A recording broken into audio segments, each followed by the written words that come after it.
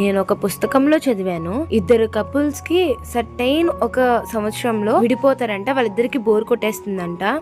అలాగే అమ్మా నాన్న మీరు కూడా అలా విడిపోతారా అని అడుగుతుంది. మోమో వాళ్ళ అన్ని అంటాడు, నీకేమైనా పిచ్చా ఏంటి, అమ్మా నాన్న ఎంత స్ట్రాంగ్ గా ఉంటారు, వాళ్ళు ఎందుకు విడిపోతారు అని అంటాడు. కింగ్ అంటుంది, మీరు ఏవో పనికిరాని పుస్తకాలు చదువుతున్నారు, అవన్నీ పక్కన పెట్టి టెస్ట్ పేపర్ రాయండి అని చెప్పి జియాంగ్ కి ఫోన్ చేస్తుంది. జియాంగ్ ఫోన్ కేబిన్ లోనే ఉండిపోతుంది. మీటింగ్ పూర్తయ్యాక జియాంగ్ తన ఫోన్ ని చూసుకుంటాడు. చాలా మిస్డ్ కాల్స్ అయితే హీరోయిన్ చేసి ఉంటుంది. జియాంగ్ సెక్రటరీని అడుగుతాడు, ఈ రోజు ఏమైనా బర్త్డేనా, స్పెషల్ డేనా, లేదంటే యానివర్సరీనా అని అడిగితే సెక్రటరీ చెప్తారు, మీ మీద చాలా రూమర్స్ వచ్చినాయి, మీరు యువర్ మళ్ళీ కలిసిపోయారని, అలాగే కింగ్ కి మీరు డైవర్స్ ఇచ్చేసారని చెప్పి వచ్చినాయని చెప్తాడు.